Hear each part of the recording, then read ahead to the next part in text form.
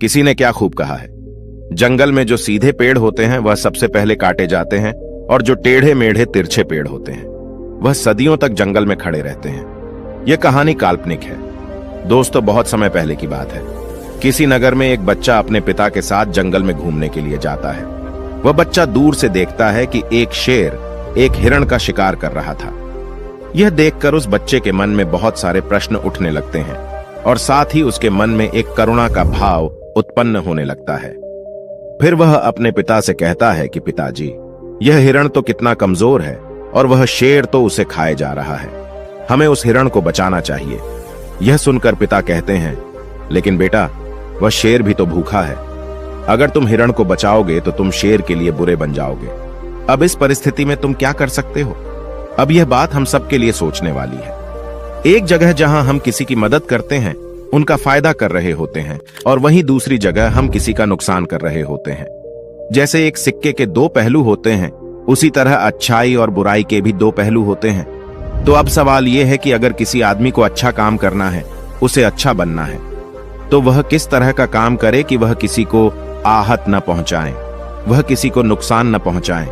मित्रों, आज की जो कहानी मैं सुनाने वाला हूं, उसमें आपको कर्मों का पूरा ज्ञान मिलेगा कि असल में कर्म क्या है और अच्छे कर्म क्या होते हैं। लेकिन इससे पहले कि आप कहानी में खो जाएं, इस चैनल को सब्सक्राइब जरूर कर लें। तो चलिए कहानी शुरू करते हैं।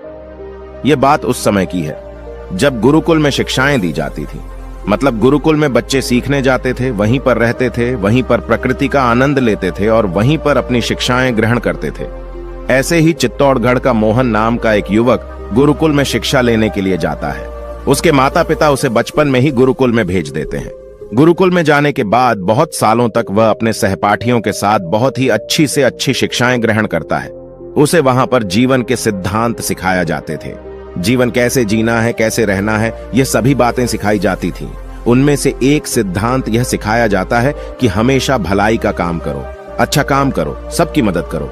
यह सिद्धांत मोहन के दिमाग में बहुत ही गहराई से बैठ गया था। इसीलिए वह जब वापस गुरुकुल से अपनी शिक्षा ग्रहण करके आया तो वह अपने गांव में सबकी मदद किया करता था, हर किसी का काम करता था। जो कोई भी उसे जो भी काम करने को कहता तो वह किसी को मना नहीं करता था। लेकिन जैसे जैसे समय बीतता गया, एक दिन उसने अपने कानों से छुपकर सुना कि गांव के कुछ युवक उसका मजाक बना रहे हैं। वह सब कह रहे थे कि वह तो बस फायदा उठाने के लिए है, वह तो इतना सीधा साधा है, उसके तो मजे लो, उसका जितना हो सके उतना लाभ उठाओ। वह किसी के भी काम को मना नहीं करता, वह दूसरों का काम करने के लिए अपना भी काम छोड़ देता है। बताओ कितना मूर्ख है। हम सभी उसे इतना मूर्ख बना देते हैं और उसे पता भी नहीं चलता है। यह सब सुनने के बाद मोहन एकदम क्रोध से भर उठा। वह बेचारा निष्पक्ष भाव से सबकी मदद किया करता था। जो भी करता था वह सच्चे दिल से किया करता था, लेकिन बदले में उसे क्या मिला, यह सुनकर उसका दिल सहम गया। फिर उसने मन ही मन निश्चय किया कि आज के बाद वह किसी की भी मदद नहीं करेगा। और अब मोहन गांव का एक ऐसा युवक बन चुका था जो किसी की भी मदद नहीं किया करता था, जो किसी की भी बात नहीं सुनता था। चाहे कोई कितनी भी परेशानी में क्यों ना हो, मोहन को कोई भी फर्क नहीं पड़ता था। मोहन का यह बदलाव देखकर सभी गांव वाले आश्चर्यचकित रह गए। कल तक जो दया का सागर था, इतना दयालु था, वह कुछ ही समय में इतना कैसे बदल गया, इतना निर्दयी कैसे बन गया। यह देखकर उसके माता पिता को भी उसकी बहुत चिंता हुई। उन्होंने अपने बेटे से पूछा कि बेटा, ऐसी क्या बात हो गई है, तुम इतना क्यों बदल गए हो? तो मोहन ने कहा, इस जमाने में किसी की भलाई करके कुछ भी हासिल नहीं होता। यह बात मैं महसूस कर चुका हूं। मैंने जीवन में गुरुकुल से जितने भी शिक्षाएं ग्रहण की, वह सारी शिक्षाएं बेकार चली गईं। वह सब व्यर्थ हो गई, क्योंकि यह संसार किसी का भी नहीं है। यहां सच्चे दिल से कोई किसी की मदद करते तो उसको बेवकूफ समझा जाता है। और इतना कहते ही मोहन रोने लगा और इसके बाद मोहन बहुत परेशान रहने लगा। उसके माता पिता पहले वाला मोहन चाहते थे, वह वही मोहन चाहते थे जो सब लोगों की मदद किया कहता था। लेकिन उनका बेटा कहीं दूर निकल चुका था। दिन ब दिन हालत और भी गंभीर होती जा रही थी। एक दिन उसके माता पिता को पता चला कि पड़ोस के गांव में एक बौद्ध भिक्षु आया हुआ है और वह मानव स्वभाव के बारे में बहुत सारी बातें बता सकता है। इसीलिए उसके माता पिता मोहन को लेकर उन बौद्ध भिक्षु के पास पहुंच गए। जब वह वहां पहुंचते हैं तो वह देखते हैं कि एक औरत बौद्ध भिक्षु को बहुत ही जलाकटा सुना रही थी। वह उन्हें कह रही थी कि इसको शर्म नहीं आती भीख मांगते हुए। पता नहीं कहां से चले आते हैं भीख मांगने के लिए। सुबह सुबह अपना काम नहीं करते, दरवाजे पर आकर खड़े हो जाते हैं। ऐसे ही पता नहीं क्या क्या बोले जा रही थी। लेकिन बहुत भिक्षु तो भिक्षा मांगकर ही खाते हैं, उन्हें तो सब कुछ सहना पड़ता है। इसीलिए वह बौद्ध भिक्षु एकदम शांत खड़ा हुआ था। उसमें क्रोध का भाव बिल्कुल भी नहीं दिखाई दे रहा था। और जब उस भिक्षु को उस घर से भिक्षा नहीं मिली तो वह दूसरे घरों की तरफ निकल गया। यह सारा दृश्य मोहन भी देख रहा था। इसके बाद उसके माता पिता कुछ गांव के लोगों से पूछकर उस बौद्ध भिक्षु के ठिकाने पर पहुंचते हैं। वहां पर पहुंचकर वह देखते हैं कि यह तो वही बौद्ध भिक्षु था जो गांव से भिक्षा मांगकर वापस लौट आया था, जो गांव में भिक्षा मांग रहा था और जिसे वह औरत जली कटी सुना रही थी। उसे देखने के बाद मोहन और उसके माता पिता ने उन्हें प्रणाम किया और वे वहीं पर बैठ गए। उसके बाद में उसके माता पिता ने सारी परिस्थिति बौद्ध भिक्षु को बताई। उन्होंने अपने बेटे का जिक्र करते हुए बताया कि हमारा बेटा पहले परिस्थिति बौद्ध भिक्षु को बताई। उन्होंने अपने बेटे का जिक्र करते हुए बताया कि हमारा बेटा पहले बहुत दयालु हुआ करता था, सबकी मदद किया करता था, सबकी बातें सुना करता था। लेकिन अचानक पता नहीं ऐसा क्या हुआ कि अब यह किसी की भी मदद नहीं करता। कोई इसके सामने पर भी रहा होता है तो भी यह उसे पानी तक नहीं पिलाता। ऐसा स्वभाव हो गया है। इसका हम समझ नहीं पा रहे हैं कि यह बदलाव हुआ कैसे। इससे पहले कि वह बौद्ध भिक्षु को जवाब देता, वह औरत जो गांव में भिक्षु को जली कटी सुना रही थी, वह अपने बेटे को लेकर वहीं पर पहुंच गई और हाथ जोड़कर उस भिक्षु से प्रार्थना करने लगी कि मेरा बेटा बहुत बीमार है। अचानक से इसे बुखार आया और गांव के लोगों ने बताया कि आप इसकी मदद कर सकते हैं, आप ही इसे ठीक कर सकते हैं, कृपया मेरे बेटे को ठीक कर दीजिए। यह सुनकर वह बौद्ध भिक्षु तुरंत उस बच्चे का उपचार करने लगा और कुछ ही समय में औषधियां देने के बाद वह बच्चा बिल्कुल स्वस्थ हो जाता है। यह सब देखकर वह औरत कुछ भिक्षा देकर प्रणाम करके वापस चली जाती है। यह सारा दृश्य भी मोहन देख रहा था।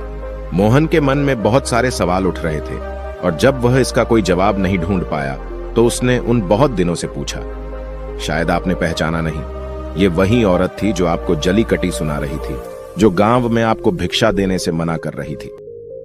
शायद आपने उसे पहचाना नहीं तो आप उसकी मदद नहीं करते। यह सुनकर वह बौद्ध भिक्षु मुस्कुराने लगते हैं। इसके बाद वह बौद्ध भिक्षु मोहन को बताते हैं कि दूसरों की भलाई करने में कुछ अवस्थाओं में दुख मिलता है, लेकिन अगर तुम कर्मों का सिद्धांत समझ लेते हो तो अच्छाई और बुराई दोनों के भेद तुम्हारे सामने स्पष्ट हो जाएंगे। मैं भली भांति जानता था कि यह वही औरत थी, लेकिन मैंने बिना कोई द्वेष का भाव रखे हुए मैंने वही किया जो मेरा कर्तव्य था। जब आप किसी की भलाई या किसी की अच्छाई बिना किसी लालच के करते हैं, बिना किसी बदले की भावना के करते हो, बिना किसी द्वेष के करते हो, वही अच्छाई होती है। लेकिन अक्सर जब हम किसी की मदद करते हैं तो हमारे मन में यही भावना बस जाती है कि बदले में वह इंसान भी मेरी मदद करे। लेकिन जरूरत पड़ने पर जब वह हमारी सहायता नहीं करता तो हमें दुख होता है। इसीलिए किसी भी इंसान के साथ बिना कुछ पाने के भाव से उसका भला करो और इतना ही भला करो जितना तुम्हारा सामर्थ्य हो, मतलब तुम्हारी आर्थिक और शारीरिक क्षमता के हिसाब से, ताकि अगर कल को वह इंसान तुम्हारे साथ बुरा व्यवहार करे तो तुम्हें उसका खेद ना हो, उसका पश्चाताप ना हो कि मैंने तो इसके लिए इतना कुछ कर दिया और यहां अब मेरे साथ ऐसा व्यवहार कर रहा है। इसीलिए किसी का उतना ही भला करो जिससे तुम आहत ना हो। दूसरी बात, किसी दूसरे परिवार के झगड़े के बीच में तुम कभी मत पड़ना। यदि अगर कोई पति पत्नी आपस में लड़ रहे हैं और वह पति अपनी पत्नी को पीट रहा है, तुम उसे बचाने के लिए पहुंच जाते हो कि भाई तुम औरतों को क्यों पीट रहे हो, तो ऐसा करना तुमको संकट में डाल सकता है, क्योंकि वही औरत जिसकी तुम मदद करने के लिए गए हो वह यह कह सकती है कि यह हमारे आपस की बात है, तुम्हें इससे क्या लेना देना, और फिर इसका तुम्हारे पास कोई जवाब नहीं होगा। इसीलिए कभी भी दूसरे के फटे में अपनी टांग मत लड़ाना। अगर ऐसी स्थिति कभी पैदा हो जाए, कोई तुमसे मदद मांगे तो दरबारियों तक खबर पहुंचा दो, अदालत उसका फैसला करेगी। तीसरी बात, अपने विवेक का इस्तेमाल करो। अपनी आंखें खोलकर देखो कि किसे वास्तविक रूप से मदद की जरूरत है और कौन ढोंग कर रहा है, क्योंकि अक्सर लोग दया पात्र का दिखावा करके आपको बेवकूफ बनाकर आपसे मदद ले लेते हैं। जैसे कि आजकल हम बहुत सारी जगह पर देखते हैं, बस अड्डे पर, रेलवे स्टेशन पर, कि बहुत सारे छोटे छोटे बच्चे भीख मांगते रहते हैं। अब उसमें दो स्थितियां पैदा होती हैं। अगर आप उनको भीख देते हो तो आप भीख मांगने को बढ़ावा देते हो, और अगर भीख नहीं देते हो तो वह बच्चा शायद आज खाना पीना खा पाए। इसीलिए ऐसी स्थिति में आपको अपने विवेक का इस्तेमाल करना चाहिए। अब उसको पैसे देने की बजाय खाना खिला सकते हो या कुछ किताबें दिला सकते हो। इसीलिए सही तरीके से मदद करने के लिए विवेक का होना बहुत जरूरी है, वरना तो आपके धन का दुरुपयोग ही होगा। और एक बात जो समझने की है, अगर किसी की भलाई करनी है तो खुद की भलाई करो। अगर तुम खुद जीवंत हो गए, अगर तुम खुद बदल गए तो जमाना अपने आप ही बदल जाएगा। इसीलिए कहीं आपने अपने मन में यह भ्रम तो नहीं बना रखा है कि मैं तो अच्छा इंसान हूं और मैं दूसरों की मदद करता हूं, तो वह आपका अहंकार का रूप है। इंसान कभी भी आखिर तक पूर्ण नहीं होता, और जो अपने आप को पूर्ण समझ रहा है वह धोखे में है। इसीलिए दूसरों को बदलने की बजाय खुद को बदलने पर ध्यान दें। इसीलिए आपको भीड़ में भी अकेला रहना सीखना होगा। आप सबके साथ हैं, सब में उपस्थित हैं, लेकिन अंदर से आप एकांत हैं, अंदर से आप शांत हैं, अंदर से आप मौन हैं। जब आप अपने एकांत को देख लेते हैं तो आपकी अंतर यात्रा चालू हो जाती है। अपने अंदर के एकांत का आनंद उठाने के लिए आपको ध्यान में उतरना होगा। आपको रोजमर्रा की जिंदगी में ध्यान को एक हिस्सा बनाना होगा, ध्यान को वक्त देना होगा। उसके बाद आप पाएंगे कि आपके अंदर के एकांत के समान आनंद इस दुनिया के किसी भी भोग में नहीं है, किसी भी वस्तु में नहीं है, किसी वासना में नहीं है। नदी के किनारे पड़ा हुआ छोटा सा पत्थर भी उस नदी के बहाव से कट कट कर बहुत मुलायम हो जाता है। उसमें कोई दरार, कोई कोना नहीं बचता। उसी तरह ध्यान के निरंतर भाव में बहने से उसी तरह निर्मल हो जाता है। इसके बाद हम किसी भी चीज को महसूस कर सकते हैं, जिसके बाद हम वर्तमान का मतलब समझते हैं, जिसके बाद हमारे अंदर करुणा का उदय होता है। वह करुणा जो किसी विषय वस्तु से नहीं जुड़ी हुई। इसीलिए दोस्तों, आज से ही अपनी अंतरयात्रा चालू कर दें। अपने जीवन के आनंद को पहचानें, क्योंकि इंसान की जिंदगी बहुत छोटी होती है। पता नहीं कब आखिरी सांस आ जाए, तो जीवन के जो पल बचे हैं उसे उन परमानंद में बिताओ। तो दोस्तों, आज के लिए बस इतना ही। कैसी लगी आपको ये कहानी कमेंट सेक्शन में जरूर बताना, और अगर आप चैनल पर नए हैं तो वीडियो को लाइक और चैनल को सब्सक्राइब जरूर कर लेना।